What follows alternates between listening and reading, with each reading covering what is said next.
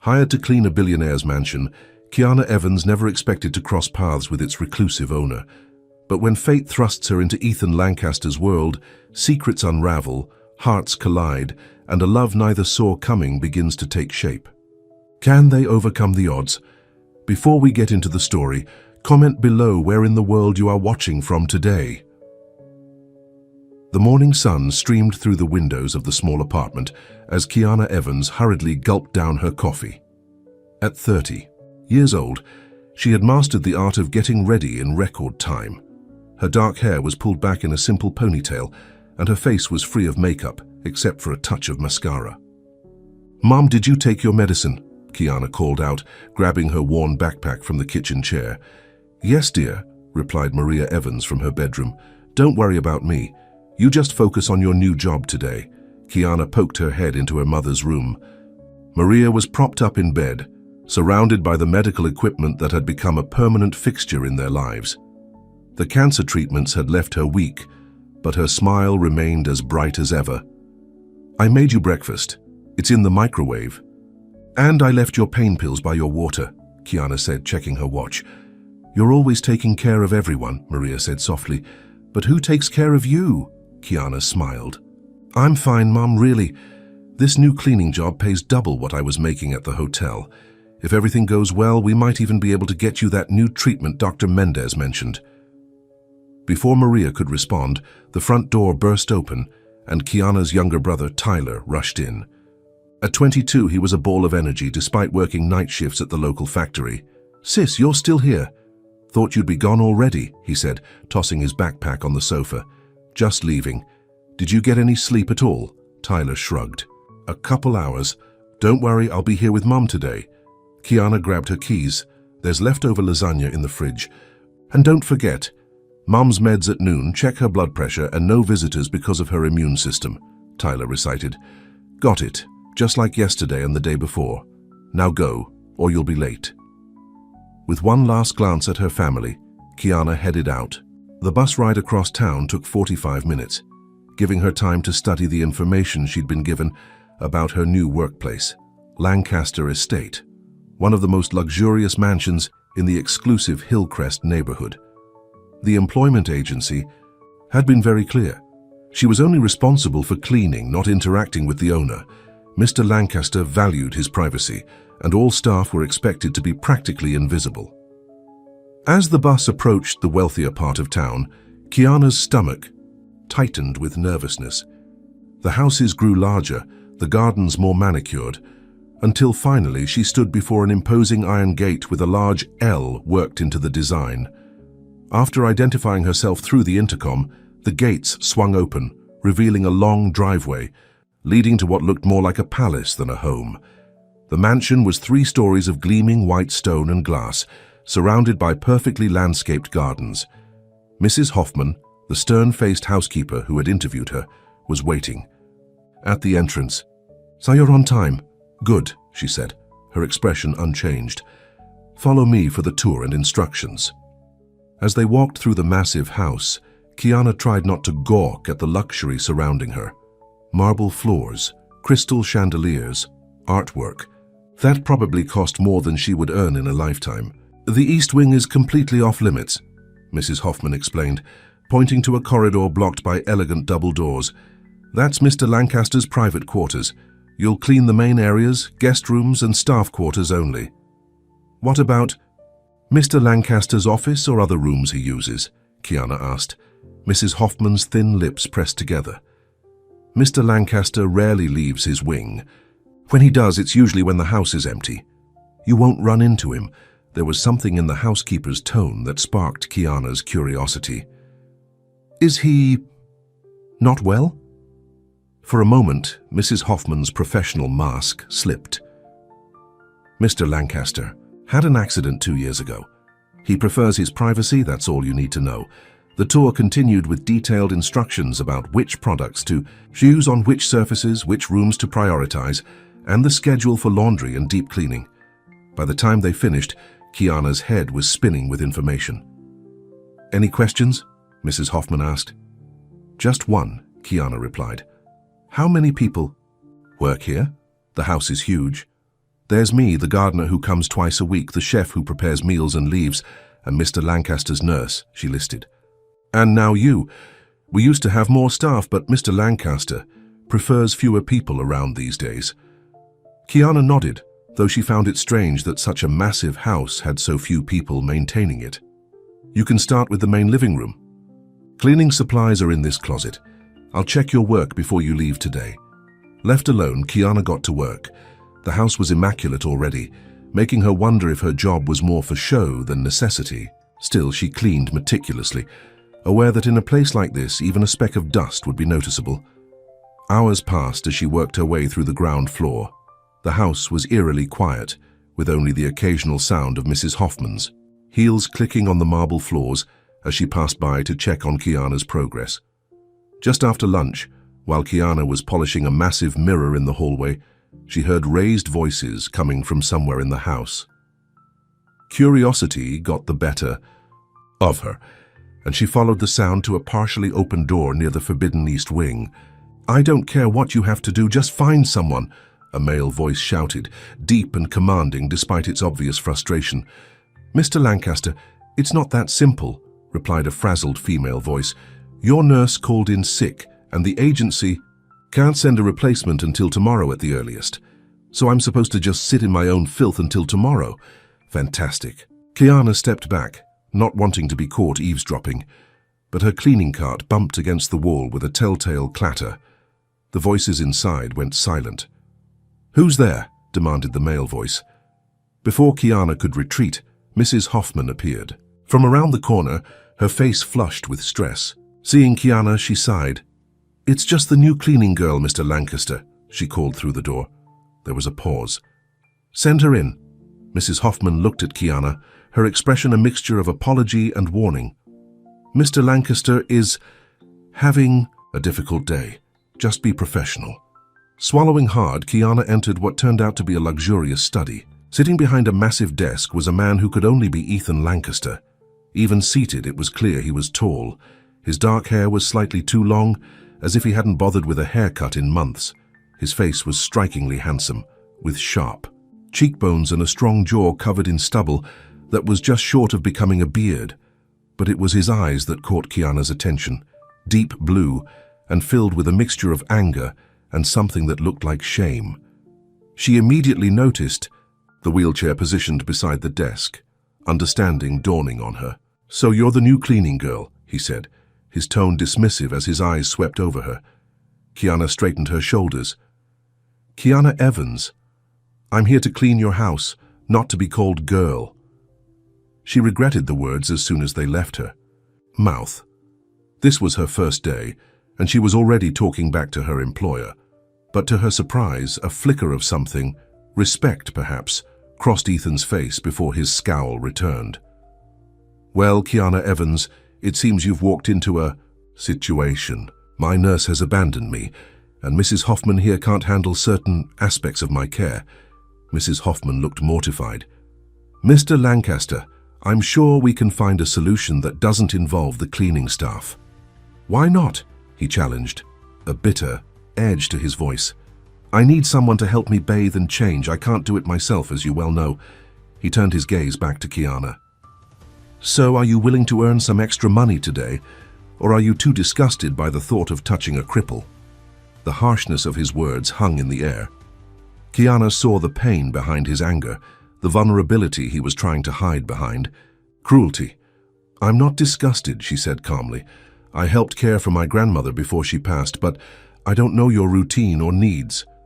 Something in Ethan's expression shifted. Perhaps he'd expected her to refuse, to be shocked or uncomfortable. "It's not complicated," he said, his voice slightly less hostile. "I need help getting into and out of the shower. I can manage most things from there." Mrs. Hoffman interjected. "Mr. Lancaster, perhaps I should call your brother?" "No," he cut her off sharply. "Alexander is the last person I want here. He'll just use it as another opportunity to lecture me about moving into that assisted living facility." He looked at Kiana again. "I'll pay you double your daily rate for an hour of your time, yes or no?" Kiana thought about her mother, about the expensive treatments that might give her a few more years, about the stack of medical bills on their kitchen table. "Yes," she said firmly. "I'll help." 20 minutes later, Kiana found herself following Ethan's wheelchair through the forbidden East Wing. His bedroom was massive, with floor-to-ceiling windows overlooking the gardens and a bed large enough for 4 people. Everything was designed for accessibility: wider doorways, lower countertops in the attached bathroom, grab bars strategically placed. "I'll tell you what to do," Ethan said as they entered the bathroom. "I don't need your pity or your conversation." Kiana nodded, keeping her expression neutral. She helped him transfer from the wheelchair to the shower bench, carefully following his instructions. When it came time to help with his clothes, she remained professional, treating the task as she would any other. What struck her was how physically fit he was. His arms and upper body were powerfully built, clearly the result of compensating for his paralyzed lower half. The accident, whatever it had been, had taken his mobility but not his strength. Throughout the process, Ethan remained silent except for necessary directions. But Kiana caught him watching her in the mirror, perhaps looking for signs of disgust or discomfort. He wouldn't find any. Her mother's illness had taught Kiana that bodies were just bodies, and everyone needed help sometimes. "You can wait outside while I shower," he finally said once he was situated on the shower bench. "I'll call when I'm done." Kiana stepped out, closing the door behind her. She took the opportunity to look around his living space, noting the absence of personal touches. No photos, no mementos. The only sign that the room belonged to someone with interests beyond basic existence was a bookshelf filled with engineering texts and architectural magazines. When Ethan called for her, she helped him dry off and dress with the same efficiency she'd shown before. As she assisted him back into his wheelchair, her hand accidentally brushed against his, and she felt him flinch at the contact. "Thank you," he said stiffly once he was settled, the words seemingly difficult for him. "Mrs. Hoffman will add the extra payment to your wages." Kiana nodded. "Is there anything else you need before I go back to my regular duties?" "No," he replied, already turning away. "You can go." She was almost to the door when his voice stopped her. "Why didn't you flinch?" he asked, his tone genuinely curious beneath the defensive layer. "When you saw my legs, when you had to touch me, everyone flinches or gets that look in their eyes." Kiana turned back to him. "My mother has cancer. She has a colostomy bag and radiation burns. My grandmother had Alzheimer's and couldn't recognize her own children near the end. Bodies break, Mr. Lancaster. It's what happens when we're lucky. Enough to live in them for a while." Ethan stared at her, clearly not expecting such an answer. For a brief moment, his carefully constructed wall of anger cracked, revealing genuine surprise. "You can go," he repeated, but his voice had lost its edge. As Kiana returned to her cleaning duties, she found herself thinking about the man in the East Wing. How long had he been hiding away in this beautiful prison? How long since someone had treated him as a man rather than a patient or an object of pity? She didn't expect to see him again. Mrs. Hoffman had made it clear that today had been an unusual circumstance. But as she cleaned, she caught herself listening for the sound of wheelchair wheels on hardwood floors. At the end of her shift, as she was gathering her things to leave, Mrs. Hoffman approached her with an envelope. "Your payment for today, including..." "There's extra service," she said, her tone careful. "Mr. Lancaster has also requested that you return tomorrow." Kiana's eyebrows rose in surprise. "For cleaning or..." "For cleaning," Mrs. Hoffman clarified. "But he specifically asked for you. That's unusual." As Kiana left the mansion and waited for her bus, she opened the envelope and gasped. The amount was triple what she'd been promised, with a note that simply read, "For your mother, E.L." She stared at the note, wondering how he knew and what it meant. One thing was certain: Ethan Lancaster was much more observant and perhaps much more complex than his bitter exterior suggested. On the bus ride home, Kiana found herself thinking about the strange day and the even stranger man she'd met. Whatever had happened to Ethan Lancaster had left more than his body broken. But for a brief moment, when she'd spoken honestly to him, she'd glimpsed something in his eyes. A flicker of the man he might have been before. She would return tomorrow, and not just for the money. Something told her there was more to Ethan Lancaster's story than a wheelchair and a bitter attitude. and despite her better judgment, she found herself wanting to discover what that something was. Kiana returned to the Lancaster mansion the next day with mixed emotions. The generous payment would cover her mother's medical bills for the month, but something else drew her back. Curiosity about the angry man in the wheelchair who had revealed a moment of unexpected kindness. As she stepped through the grand entrance, Mrs. Hoffman was waiting for her with a tense expression. "The nurse called in sick again," she said without preamble. "Mr. Lancaster is asking for you."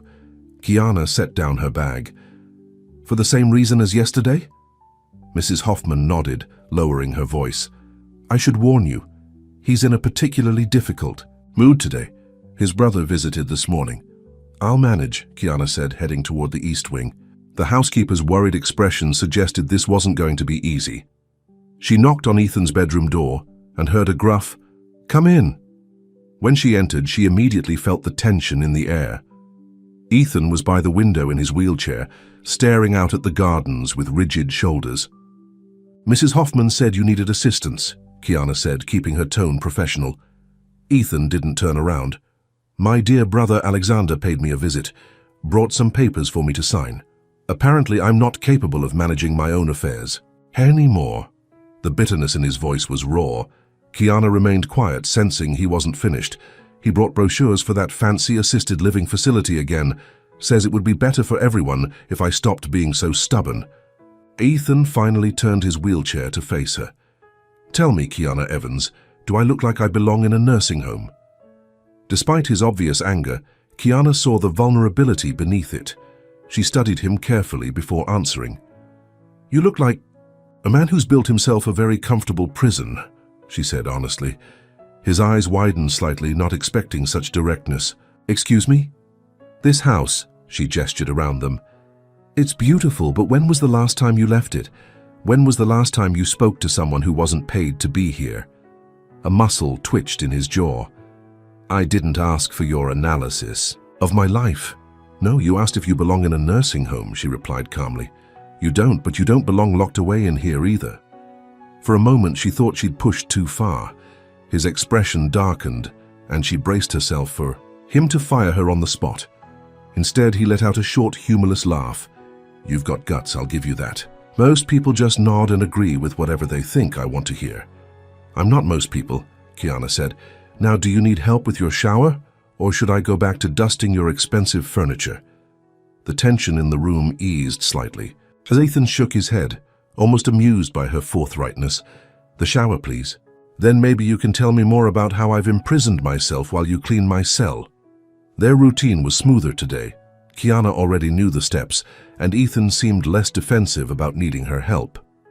As she waited outside the bathroom, while he showered, she noticed a framed architectural drawing on the wall she had missed yesterday. A sleek modern building with Lancaster Innovations written at the bottom. When Ethan called for her, she helped him dry off and dress with the same professional efficiency as before. But this time he didn't immediately dismiss her. "That drawing you were looking at," he said, adjusting his shirt. "That was the last project I designed before the accident. It was supposed to be our company's new headquarters." "You're an architect?" Kiana asked, genuinely interested. "Was," he corrected bitterly. "Hard to visit construction sites in this thing." He tapped the arm of his wheelchair. "There are successful architects who use wheelchairs," Kiana said, gathering the wet towels. "Not according to my brother. He thinks clients won't take me seriously anymore." Ethan's voice was casual, but his eyes revealed the pain behind the words. "Alexander's been running the company since the accident. He thinks it's permanent." "And what do you think?" Kiana asked. Ethan looked at her sharply. "I think my nurse conveniently keeps calling in sick, and you ask too many questions." Kiana smiled, unfazed by his attempt to push her away. "My mother says I was born asking questions. Speaking of whom, thank you for the extra money. It helped. More than you know." Something softened in Ethan's expression. "How is she?" "Fighting. The treatments are hard, but she's determined to see my brother graduate college." Kiana paused, curious. "How did you know about her?" "You mentioned her yesterday," he said, "and I saw the medical alert app on your phone when you set it down to help me. It wasn't hard to figure out." They fell into a strange routine over the next few days. The nurse remained mysteriously absent, and Kiana continued to help Ethan with his morning routine before tackling her regular cleaning duties. Their conversations grew longer, punctuated by Ethan's attempts to retreat behind sarcasm whenever the topics became too personal. One morning, as Kiana was helping him into his wheelchair, she noticed a photo tucked inside one of his books. Ethan standing beside a sleek sports car, his arm around a beautiful blonde woman. "Who is she?" Kiana asked before she could stop herself. Ethan snatched the photo and shoved it back in the book. "No one important. She doesn't look like no one important," Kiana pressed gently. After a moment of tense silence, Ethan sighed. "Vanessa, my ex-fiancée, she stuck around for 3 months after the accident, said she couldn't handle being with half a man." The pain in his voice was barely concealed beneath the sarcasm.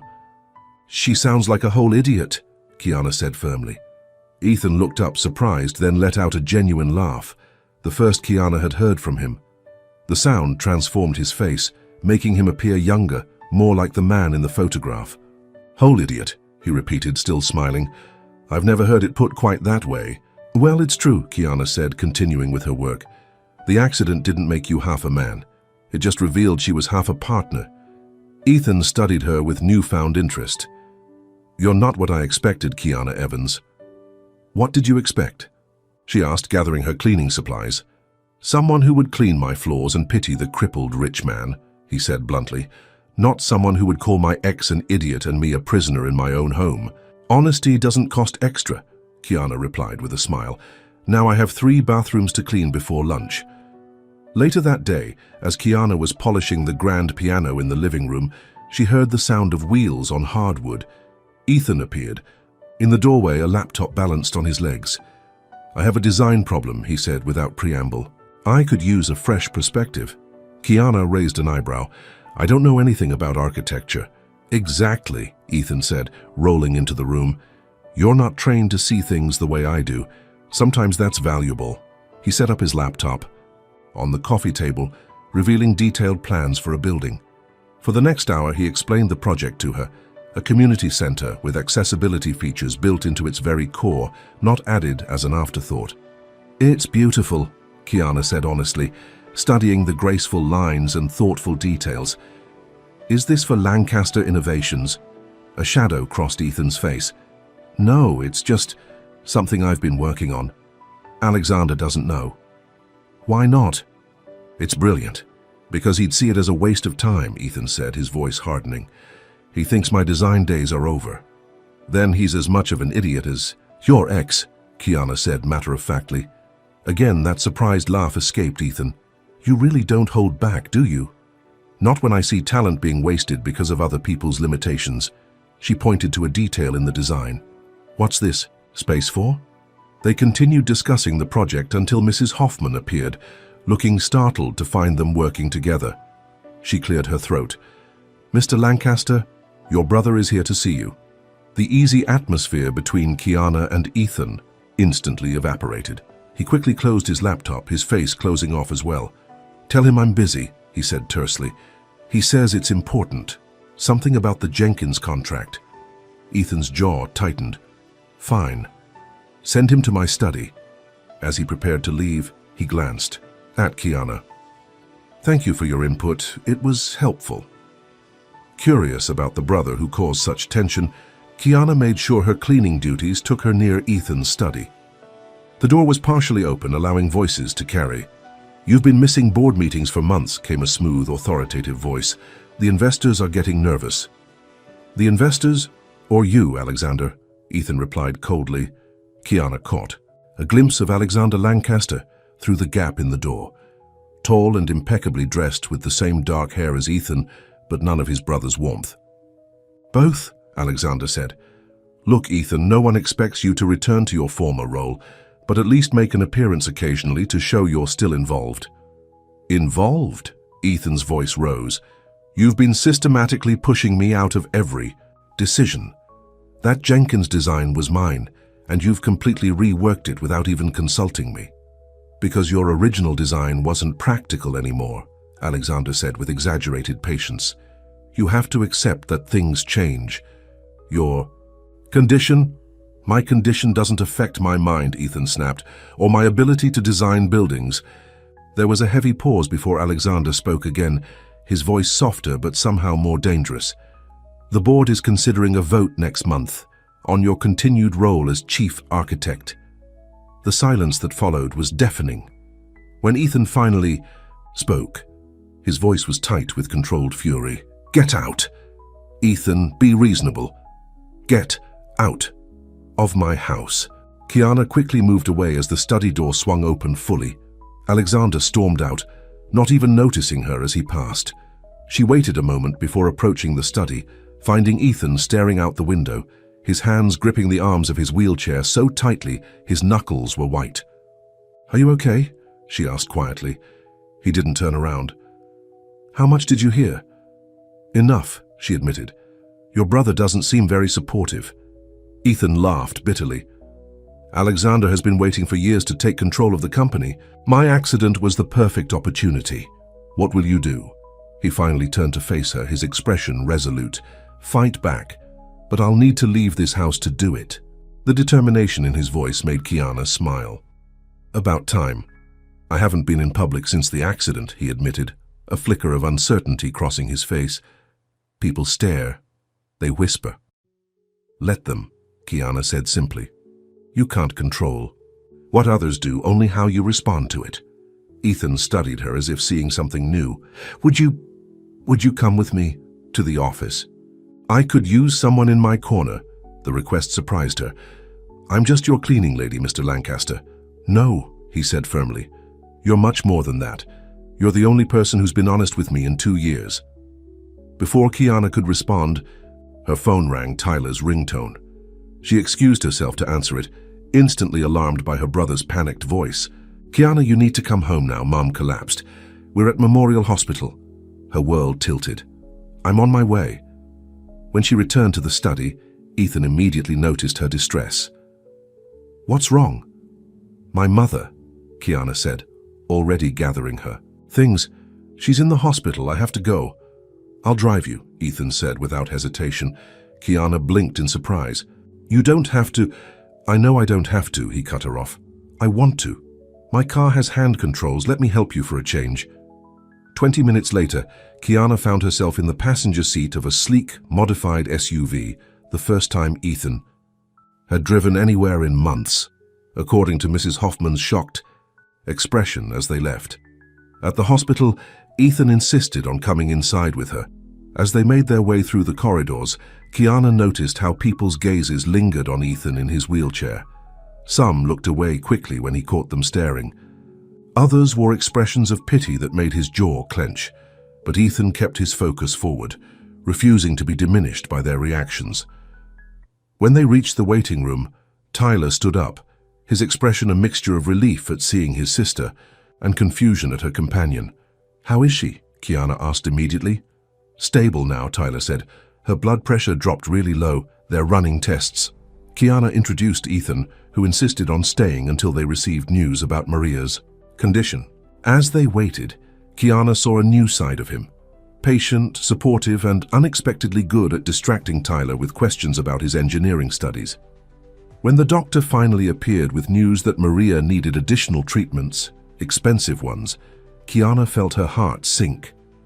The doctor left them to discuss options, and Tyler stepped out to make some calls.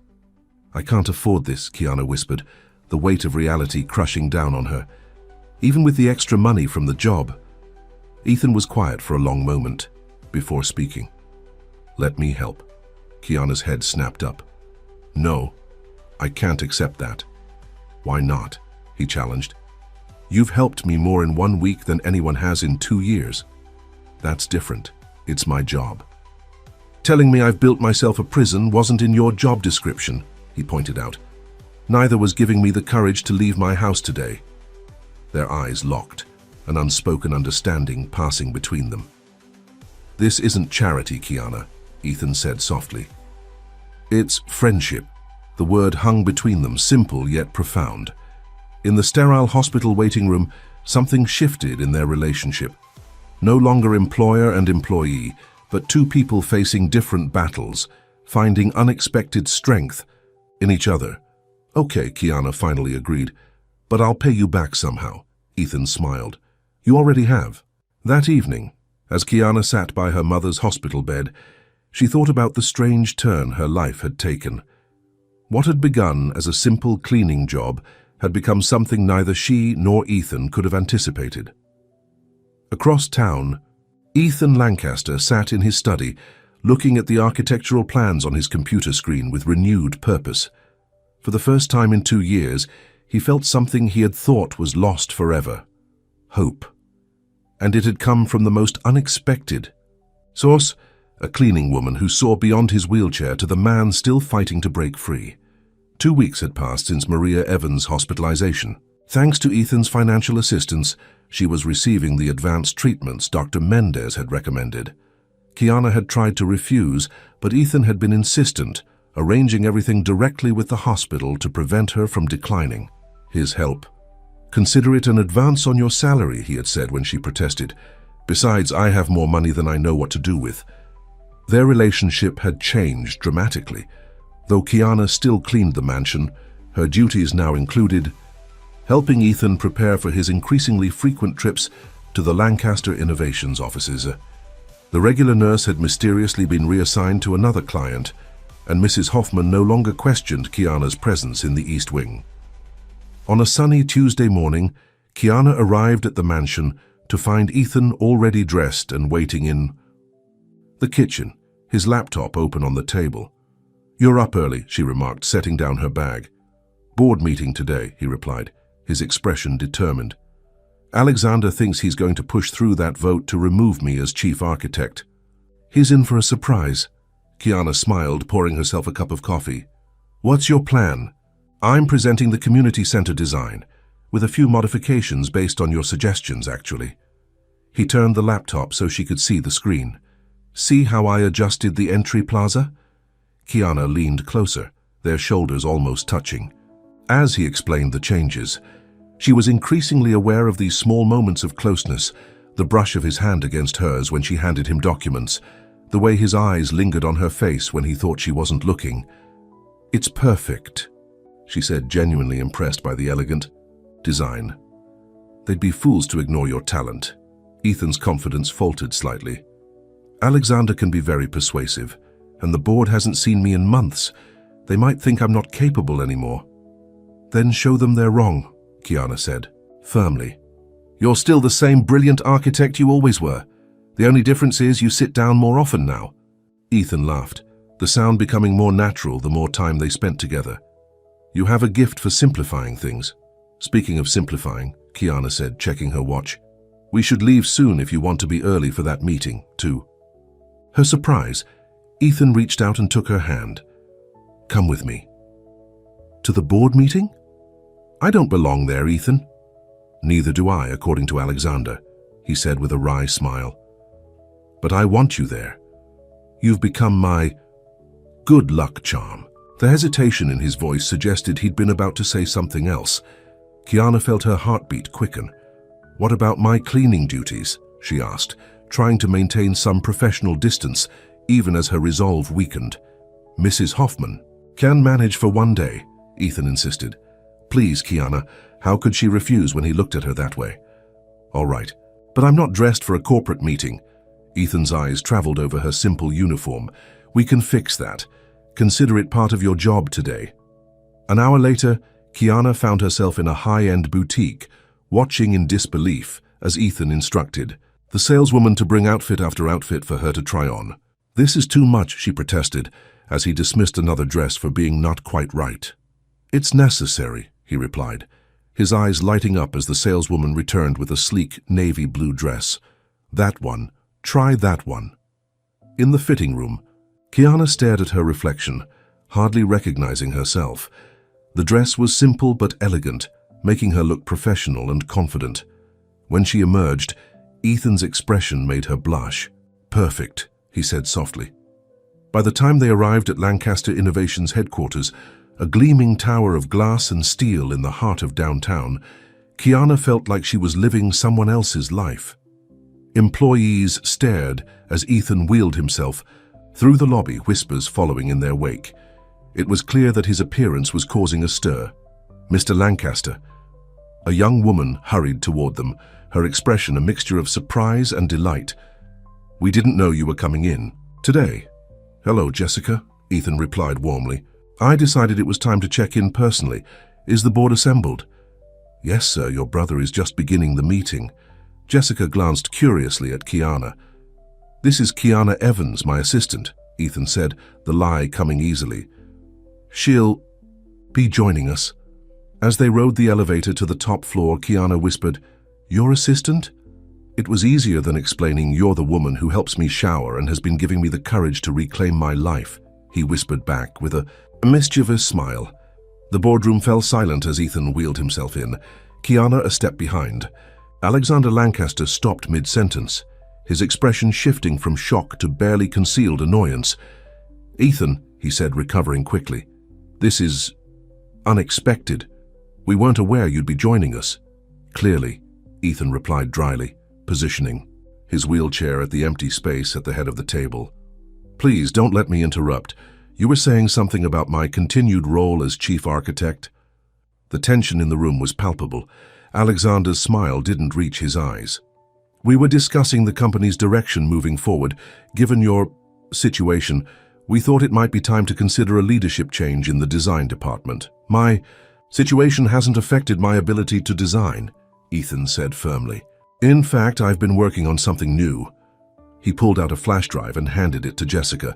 "If you wouldn't mind bringing this up on the screen." As the community center plans appeared on the large display, Ethan began to present with a confidence and passion that transformed him. Kiana watched from her seat by the wall, filled with pride as he expertly addressed questions and defended his innovative approach to accessibility. Most of the board members seemed genuinely impressed, but Alexander's expression grew increasingly sour.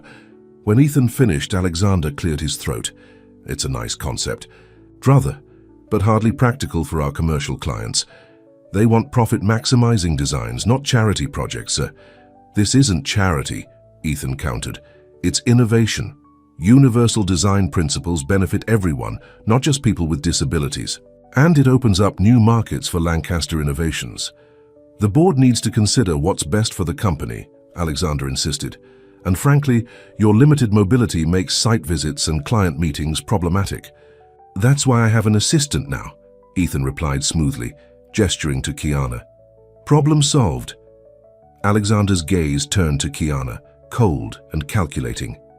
"Yes, your assistant. The woman who was cleaning your house just last month." A murmur rippled through the board members. Kiana felt her cheeks burn, but kept her expression neutral. How had Alexander learned about her role? "Ms. Evans has multiple qualifications," Ethan said, his voice tight. "And her previous employment is irrelevant to this discussion." "I disagree," Alexander said, his tone falsely sympathetic. "It speaks to your judgment, Ethan. First, you isolate yourself for 2 years, refusing to participate in company operations. Then you suddenly appear with a housekeeper pretending to be an executive assistant, presenting designs that completely depart from our established brand." He turned to the board members. "This only confirms my concerns about my brother's readiness to continue in his role." Kiana saw the trap closing around Ethan. Alexander had clearly been preparing for this confrontation, laying groundwork with the board members before Ethan's arrival. She wanted to speak up, but knew it wasn't her place. To her surprise, Ethan remained calm. "You're right about one thing, Alexander. I have been isolated, by choice at first, then by habit. And during that time, you've been systematically changing. The company my father built, shifting away from the principles of design excellence toward mere profit maximization." He turned to address the entire board. "But I'm back now, and I'm not going anywhere. If you want to vote me out, go ahead. But know that I retain controlling interest in this company, something my brother seems to have conveniently forgotten to mention." Alexander's face paled. "That's not—" "Check the bylaws," Ethan continued, his voice strengthening. "My father ensured that creative control would always remain with a Lancaster who understood design. That's me, not Alexander.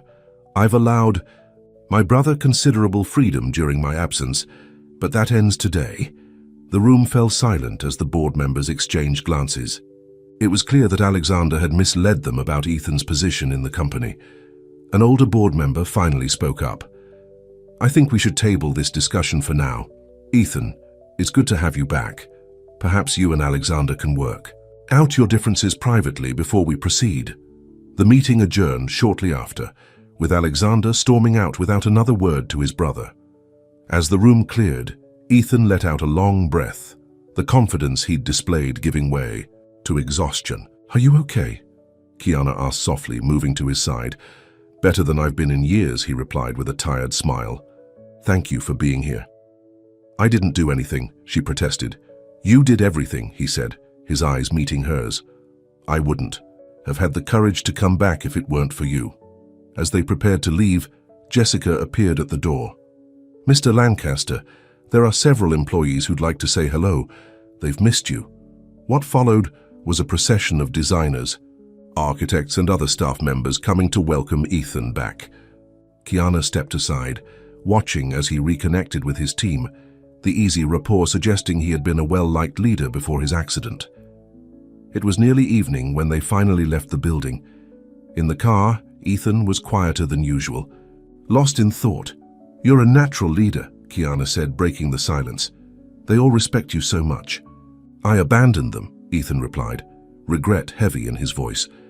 After the accident, I convinced myself they'd be better off without me, that everyone would be. It's not too late to make things right. He glanced at her. No, it's not. Starting with dinner. You must be starving. Before she could respond, he was already changing direction, driving toward an upscale restaurant overlooking the city. Kiana felt a flutter of nervousness.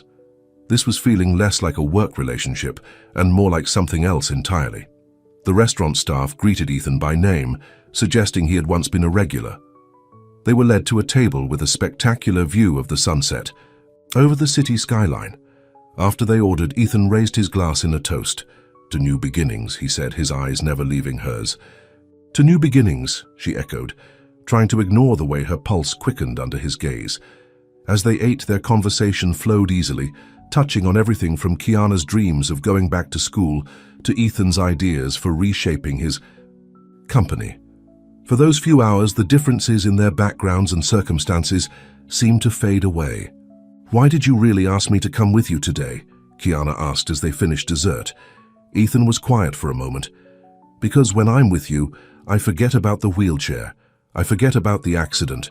I just feel like me again. The honesty in his voice touched something deep inside her. Ethan, Her phone rang, interrupting the moment. It was Tyler. With the apologetic smile, she answered. Kiana, you need to come home, Tyler said, his voice tight with worry. Mom's not doing well. The doctor says the treatment isn't working as they hoped. Her happiness evaporated instantly. I'll be right there. Ethan didn't ask questions, immediately calling for the check and driving Kiana to her apartment. When they arrived, he surprised her by turning off the engine. I'm coming with you, he said, leaving no room for argument. The small apartment was a stark contrast to Ethan's mansion, but he showed no reaction to the humble surroundings. His focus was entirely on supporting Kiana, as Tyler explained the situation. Maria's cancer had spread despite the treatments, and her condition was deteriorating rapidly. The doctor wants to try an experimental treatment, Tyler said, his young face lined with worry. But it's not covered by insurance. Whatever it costs, I'll cover it, Ethan said immediately. Tyler looked at him in surprise. You don't even know us. I know, Kiana, Ethan replied simply. And that's enough. Later that night, after arrangements had been made for Maria's new treatment, Kiana walked Ethan back to his car. The night air was cool, and Ethan had insisted she wear his jacket over her new dress. I don't know how to thank you, she said, her voice thick with emotion. You don't need to, he replied. You've given me something far more valuable than money. Kiana, what's that? A reason to get out of bed in the morning, he said softly. A reason to fight for my life again. The moment stretched between them, charged with unspoken feelings. Kiana was acutely aware of how close they were standing, how easy it would be to lean down but she pulled back, confusion and doubt flooding her mind. This was her employer, a man from a completely different world. Whatever she thought she was feeling couldn't be real or wise. "It's late," she said, taking a step back. "Thank you for everything today." A flicker of disappointment crossed Ethan's face before he nodded. "Of course, will I see you tomorrow?" I don't know, I should stay with my mother." "I understand." He hesitated, then added, "If you need anything at all, please call me." As she watched him drive away, Kiana felt torn between gratitude for his kindness and fear of the growing feelings she couldn't deny. What had started as a simple job had become complicated in ways she never anticipated. Inside, Tyler was waiting, with a knowing look. "So your boss seems pretty invested in our family." "It's not like that," Kiana said automatically. "Really? Because from where I'm standing, that man looks at you like you hung the moon." "He's just grateful I treated him like a normal person," she insisted. "Besides, we come from different worlds. Someone like him doesn't end up with someone like me." "Why not?" Tyler challenged. "Because he's rich? Because he uses a wheelchair? Or because you're scared?" Kiana didn't have an answer. Across town, Ethan returned to his mansion, which suddenly felt emptier than ever. He made his way to his study, where he found Alexander waiting for him. "Breaking and entering now, brother?" Ethan asked coldly. "I still have a key," Alexander replied, standing from the leather chair. "We need to talk about what happened today." "There's nothing to discuss. You tried to push me out and you failed." Alexander's expression hardened. "You humiliated me in front of the board." "You did that to yourself?" Ethan countered. "Did you really think I wouldn't fight back?" "I thought you'd given up," Alexander admitted. "You've been hiding in this house for 2 years, wallowing in self-pity. What changed?" Ethan thought of Kiana, her directness, her compassion without pity, the way she saw him as a whole person. "I remembered who I am." Alexander studied him for a moment. "It's that cleaning woman, isn't it? I've heard the rumors from the staff. You've developed feelings for her." "Her name is Kiana," Ethan said sharply, "and my personal life is none of your business." "It is when it affects the company," Alexander argued. "Do you have any idea how it looks? The head of Lancaster Innovations involved with the help?" Ethan's temper flared. "Get out now!" "She's using you, Ethan," Alexander pressed. "She sees a meal ticket, a way to pay for her mother's medical bills. Why else would someone like her be interested in—" "Finish that sentence and I'll forget." "You're my brother," Ethan warned, his voice dangerously low. Alexander held up his hands in mock surrender. "Fine, make your mistakes, but when she breaks your heart, don't say I didn't warn you." After Alexander left, Ethan sat in the darkness of his study, doubts creeping in despite himself. Was Kiana only kind to him because of his money? The rational. Part of him rejected the idea immediately. She had been genuine from the start, even refusing his help initially. But another, more insecure part whispered that no woman could truly want him now. Vanessa's cruel words from 2 years ago echoed in his mind. "I need a whole man, Ethan, not half of one." He wheeled himself to the window, staring out at the night sky. Tomorrow would be a turning point, his official return to Lancaster Innovations, and a new chapter in his life. But tonight his thoughts were filled with Kiana and the almost moment they'd shared outside her apartment. For the first time in years, Ethan Lancaster wanted more than just his career back. He wanted a future that until recently he hadn't believed was possible. A future with someone who saw beyond his wheelchair to the man inside. But first, he needed to convince Kiana that what was growing between them was real and worth taking a chance on. The next 2 weeks brought dramatic changes to both Kiana and Ethan's lives. Kiana had taken time off to care for her mother, whose condition remained critical despite the experimental treatments. Ethan had thrown himself into reclaiming his position at Lancaster Innovations, working long hours to review designs and reconnect with clients. Despite their busy schedules, Ethan called Kiana daily to check on her mother and offer support. He had arranged for the best medical care possible, even flying in a specialist from New York. His generosity both touched and troubled Kiana, who couldn't help wondering if their growing closeness was clouded by his financial help. On a rainy Thursday afternoon, Kiana sat beside her mother's hospital bed, reading aloud from one of Maria's favorite novels. Though sedated, the doctors said Maria could still hear and understand. "You always had good taste in men," Maria said suddenly, her voice weak but clear. Kiana looked up in surprise. Her mother had been drifting in and out of consciousness all day. "What do you mean?" "You're Ethan," Maria replied with a small smile. "He came by earlier when you were getting coffee. Sat with me for a while." "He's not my Ethan, Mom," Kiana corrected gently, though her heart skipped at the thought. "And he didn't tell me he was visiting. He didn't want to bother you," Maria said, her eyes drifting closed again. "But I know what I see. The way he talks about you reminds me of your father." Before Kiana could respond, her mother had fallen, back asleep. She sat there, confused by the revelation that Ethan had been visiting Maria without telling her. What else had they talked about? Her phone buzzed with a text from Ethan. "Meeting finished early. Can I stop by?" 20 minutes later, Ethan arrived at the hospital, looking tired but determined. He had a large envelope under his arm and a cautious smile for Kiana. "Mom mentioned you visited earlier," Kiana said as they walked to the hospital cafe. Ethan looked slightly embarrassed. "I hope that's okay. I wanted to check on her progress and you were taking a break." "Of course it's okay. It's just, you didn't tell me." "I didn't want you to think I was interfering," he explained. "How is she today?" Kiana's expression darkened. "The same. The doctors say the treatment needs more time, but I can see they're not optimistic." Ethan reached across the table and took her hand. The simple gesture of comfort felt natural now, though it sent the same flutter through Kiana's stomach as it had the first time. "I have something to show you," he said, opening the envelope and spreading out architectural drawings. "The community center plans were approved. Construction starts next month."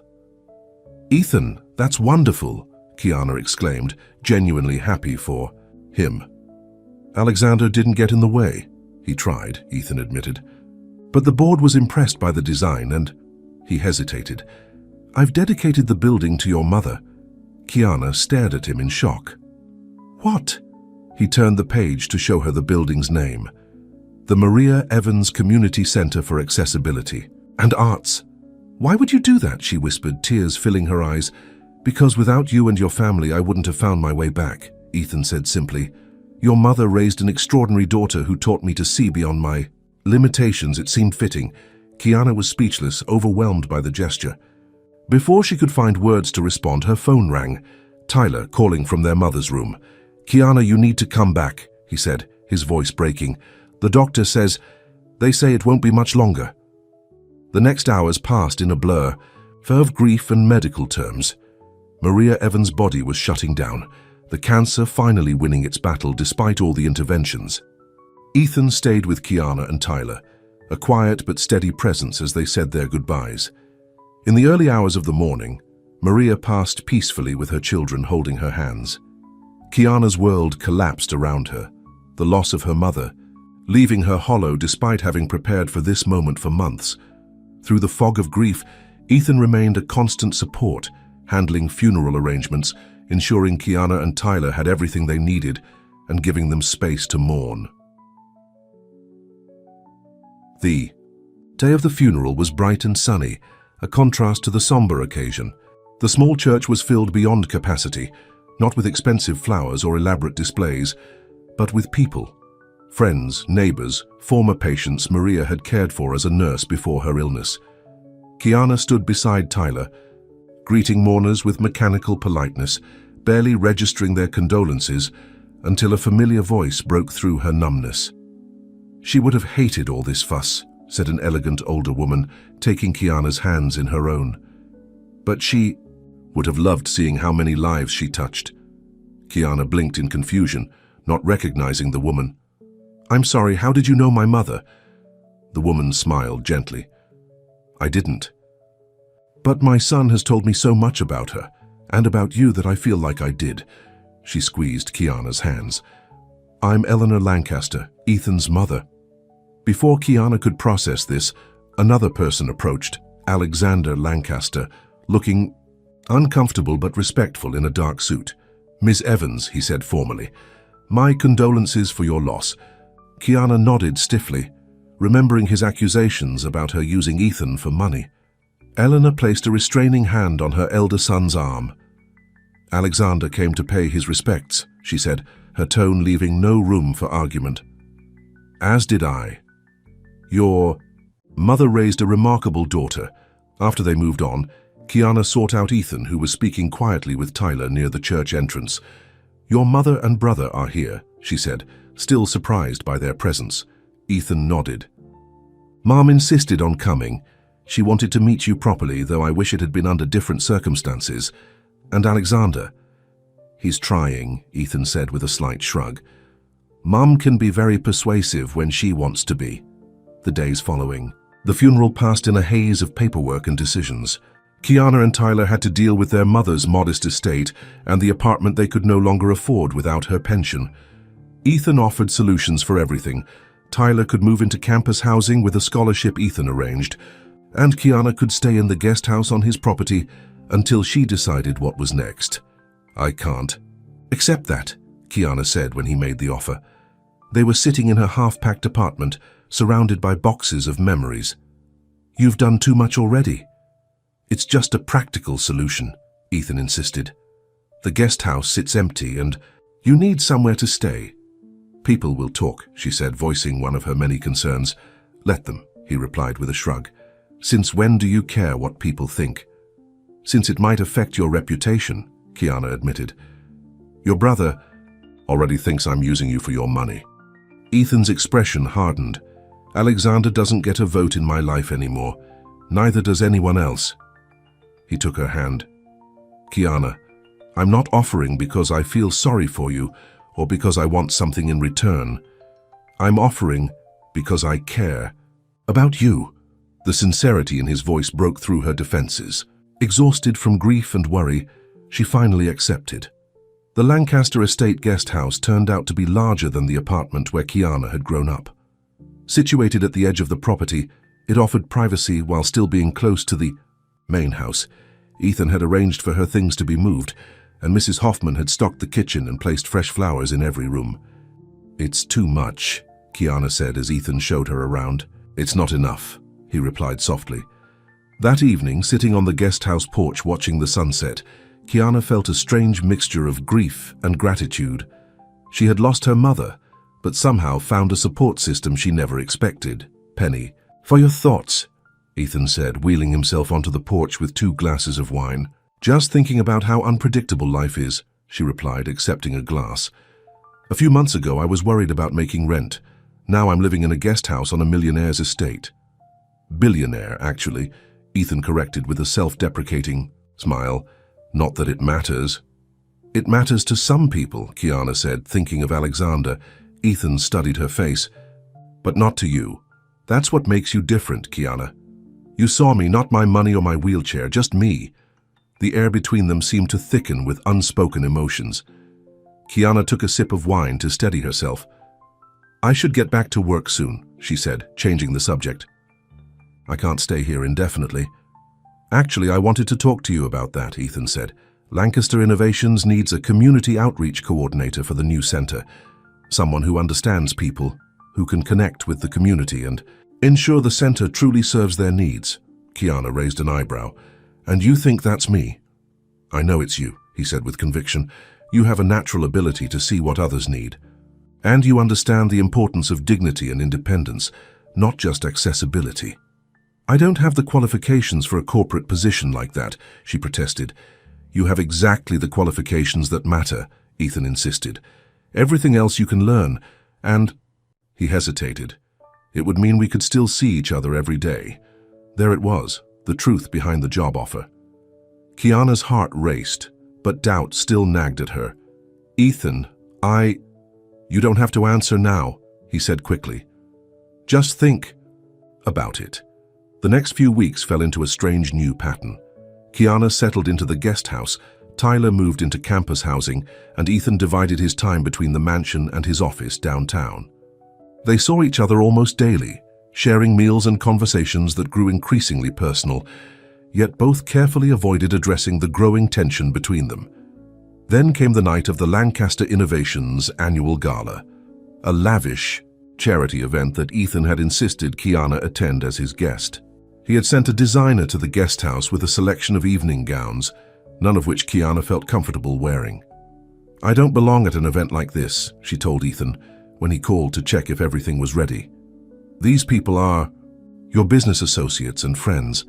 I'm just the most important person in my life," Ethan finished for her. "Please come, Kiana.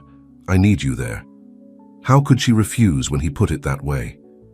Hours later, Kiana found herself in a midnight blue gown that made her feel like a princess, her hair swept up in an elegant style that the stylist Ethan sent had insisted on. When she emerged from the guest house, Ethan was waiting in his wheelchair, looking devastatingly handsome in a tuxedo. "You are breathtaking," he said, his voice filled with admiration. The gala was held at the city's most exclusive hotel, transformed for the evening into a glittering wonderland of lights and flowers. As Ethan's guest, Kiana found herself the subject of curious glances and whispered speculation. "Ignore them," Ethan advised, as he noticed her discomfort. "They're just surprised to see me with someone after all this time." Alexander approached. Them during the cocktail hour, his smile tight but polite. "Ethan, Miss Evans, you both look well." "Thank you, Alexander," Ethan replied coolly. "Is Mother here yet?" "Just arrived. She's looking for you, actually." Alexander turned to Kiana. "That color suits you, though I imagine anything would be an improvement over a cleaner's uniform." Before Kiana could respond to the thinly veiled insult, another voice joined the conversation. "There you are." Eleanor Lancaster approached, elegant in silver gray. "Kiana, dear, I'm so glad you could come. Ethan tells me you've been instrumental in the community center project." The older woman linked her arm through Kiana's, effectively dismissing Alexander. "Come, let me introduce you to some people who are very interested in the outreach programs you're developing." As Eleanor led her away, Kiana glanced back to see Ethan engaged in what appeared to be a tense conversation with his brother. "Don't worry about those two," Eleanor said, following her gaze. "They've been butting heads since they were children. Alexander has always been jealous of Ethan's talent." "He doesn't seem to approve of me," Kiana said quietly. Eleanor patted her arm. "Alexander doesn't approve of anything that wasn't his idea, but Ethan..." She smiled warmly. "I haven't seen my son this alive in years. Whatever you're doing, please don't stop." The evening progressed with dinner and speeches, including a moving presentation by Ethan about the Maria Evans Community Center. Sitting at the head table beside him, Kiana felt a surreal sense of belonging and not belonging simultaneously, touched by the tribute to her mother, yet aware of the gulf between her background and the wealthy donors surrounding them. After dinner came dancing, and Kiana found herself approached by several men seeking a partner. She declined politely, aware of Ethan watching from the sidelines, unable to join in this particular activity. "You should dance if you want to," he said when she returned to the table. "Don't stay sitting because of me." "I'm not," she replied. "Honestly, I'm sitting because the only person I want to spend time with is you." Something shifted in Ethan's expression, a vulnerability breaking through his confident exterior. "Kiana," he began, his voice low, "there's something I need to..." "Ethan!" Alexander's voice cut through the moment as he approached their table, a striking blonde woman on his arm. "Look who I ran into at the bar." Kiana felt Ethan tense beside her before she even registered who the woman was. From the photo she had seen months ago, she immediately recognized Vanessa, Ethan's ex-fiancée. "Hello, Ethan," Vanessa said, her voice honey-sweet. "It's been a long time." "Not long enough," Ethan replied coldly. "What are you doing here, Vanessa?" She gave a practiced laugh. "Alexander invited me, of course. When I heard about your comeback, I wanted to see for myself." Her gaze flicked dismissively over Kiana. "And who is this?" Before Ethan could answer, Kiana extended her hand. "Kiana Evans. I help Ethan shower when his nurse doesn't show up." The blunt introduction caused Vanessa to recoil slightly and Alexander to cough uncomfortably. Ethan, however, burst into genuine laughter. Among other things, he added, taking Kiana's hand in his. Kiana is also the inspiration behind our newest project and the most honest person I've ever met. Vanessa's perfect smile faltered. How nice. Alexander mentioned you'd hired help that was a bit unconventional. Alexander talks too much, Ethan said flatly. If you'll excuse us, Kiana and I were just leaving. Without waiting for a response, Ethan guided his wheelchair away from the table, Kiana following beside him. Once they reached a quiet alcove away from the crowd, he stopped and looked up at her with admiration. That was brilliantly handled, he said, still smiling. You should have seen her face. I thought your brother was trying to help you, Kiana said, confused by Alexander's behavior. Alexander's idea of help is pushing me back toward a woman who abandoned me when I needed her most, Ethan replied bitterly. He thinks Vanessa is more suitable than... He stopped abruptly. Then, the cleaning lady? Kiana finished for him. Ethan's expression grew serious. That's not how I see you, Kiana. That's never been how I see you. How do you see me? She asked, her heart pounding. Instead of answering, Ethan reached for her hand and pulled her gently down to his level. His eyes searched hers for a moment before he leaned forward and kissed her, softly at first, then with increasing certainty as she responded. When they finally broke apart, Kiana felt dizzy with emotion. I shouldn't have done that here, she whispered, though she couldn't bring herself to regret it. I'm done caring what other people think, Ethan said firmly. I've wasted 2 years of my life hiding away, ashamed of who I've become. I'm not wasting another minute. He took her hands in his. Kiana Evans, I am completely in love with you, not because you helped me when I was at my lowest, but because you showed me I was still whole, still capable of feelings I thought were gone forever. Kiana felt tears welling in her eyes. Ethan, there are so many reasons this is complicated. Your brother, your position, your world, none of that matters, he insisted. The only thing that matters is how you feel. If you don't feel the same way, I'll understand. But if there's even a chance... I love you too, she interrupted, the words escaping before she could overthink them. I've been fighting it because it seemed impossible, but I do. Relief and joy washed over Ethan's face. Then nothing else matters. It's not that simple, Kiana protested weakly. It can be, he countered. We make it simple. I love you. You love me. Everything else is just details. As if to prove his point, he pulled her into another kiss, unconcerned about who might see them.